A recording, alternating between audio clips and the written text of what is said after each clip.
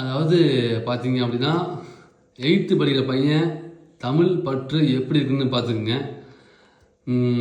ஒரு ஸ்கூல் படிக்கிற பையன், அதாவது அந்த காலத்துலலாம் வந்து அடித்தாங்க, திட்டினாங்க, முறைச்சாங்க, பயங்கரமாக பேசுவாங்க.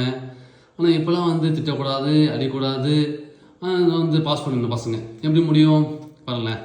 முறுக்கு, அரிசி, கடலை, பாயுரு, கால் கிலே, பிசி பயிறு, கல்கிலே.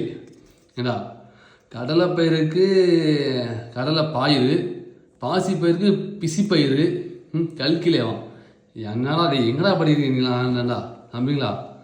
இந்த அளவுக்கு போயிட்டு இருந்துச்சு அப்படின்னா தமிழ்நாடுல இருக்கிற பசங்க மோசமாகிடும் பாருங்கள். ஏன்னா வந்து ஒவ்வொரு மாணவனும் முக்கியம் இல்லையா? ஸோ அப்படி இருந்தபோது இந்த அளவுக்கு எழுதுறான் அப்படின்னா என்ன தான் நடத்துகிறாங்கன்னு தெரில. அது டீச்சரும் தப்பு இல்லை. டீச்சர்லாம் வந்து நல்லா படித்து நேர்மையாக வந்து தான் நடத்துகிறாங்க. ஸ்டூடெண்ட்டு தான் வந்து ரொம்ப ஃபோனில் அடிக்ட் ஆகிட்டு, கேமில் அடிக்ட் ஆகிட்டு, அப்புறம் வேணாம் ஏதோ சொல்லலாம், வேணாம் அதெல்லாம் சொன்னால் வந்து லைக் வரும், ஷேர் பண்ணுவாங்க, கமெண்ட் வரும் தான், பட் தேவையில்லை சரிங்களா? அப்படிலாம் பேசி சப்ஸ்கிரைபர் வாங்கணும், லைக் வாங்கணும், ஷேர் பண்ணணும், அப்படிலாம் வந்து வேணாம்.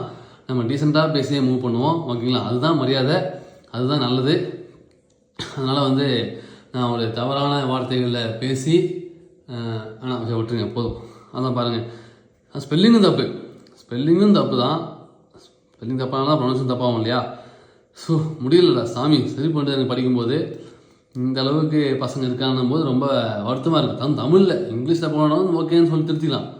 தமிழ்நாட்டில் போனதுட்டு தமிழில் தப்பாக எதனா அப்படின்னா எங்கே போய் சொல்கிறது, என்ன பண்ணுறது என்னலாம்? ஓகே, இனிமேல் வரும் காலங்களில் தமிழை வந்து நல்லா கற்று நல்லா எழுதணும்னு சொல்லிட்டு இந்த வீடியோ முடிச்சுக்கிறேன். தேங்க்யூ, ஜெய்ஹிந்த், பை பை, சிங்க studio. Happy Deepavali to all. சேஃபாக இருங்க, ஹெல்த்தியாக இருங்க, ஹெல்த்தியாக சாப்பிடுங்க, ஆயில் ஐட்டம் ரொம்ப எடுத்துக்காதீங்க, பாம் ஆயிலும் ரொம்ப மோசம்.